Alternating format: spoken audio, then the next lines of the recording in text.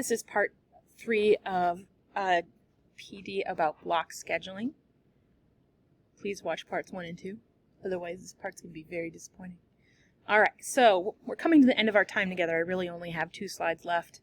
I wanted to run through the kind of tools that I was using to make all of this for you in case you're interested and you want to use anything. My plan book is commoncurriculum.com. It's free, it's easy. If you are somebody like me who hates making a bazillion Word documents and putting them into folders, it's a great way to get around that, and it's really easy to bump and move things and copy and paste to other days. 2, I made a Bitmoji classroom slide deck. There's tons of YouTubes on how to do this. If you're having trouble or you just want somebody to show you how to do it, I'm happy to come and do office hours, which I'll talk about in a minute, and help you out with that. I recorded all this with a screencasting app that was free called Screencast-O-Matic, and I uploaded it to YouTube. I try to do this with as many of my mini lessons as possible and play them for the class. I can reuse them. If I make a really good one, I might use it a couple years. What am I doing while I'm playing this video? I'm taking attendance. I'm checking homework submissions, walking around the room, drinking coffee. I'm making sure the kids are actually paying attention to the mini lesson, because that's the other thing I found is, like, you don't know what they're doing while you're talking. You think you do, but you don't. So it makes my life easier, so I try to do that as many times a week as I can.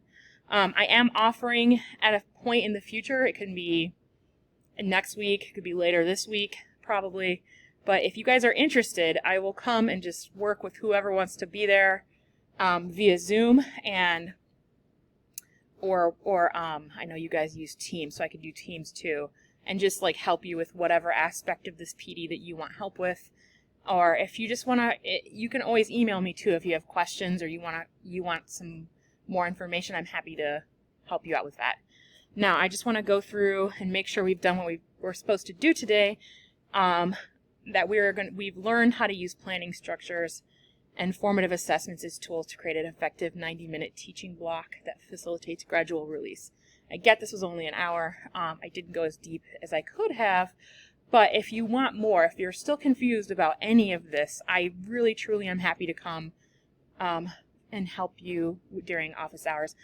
My name is Sarah Goodmuth. As you know, it's hard to change your name on email. So if you are looking for my email, it's sjhenschel@bcps.k12.md.us at the bottom of the screen there.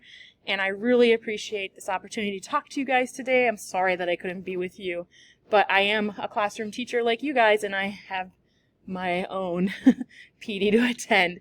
So seriously, I'm happy to come if you want, and I really I hope that you found this helpful, and I hope you have a great rest of your week, and when your kids come Monday, you are pumped and ready to go and planned. All right, thanks. Have a great day.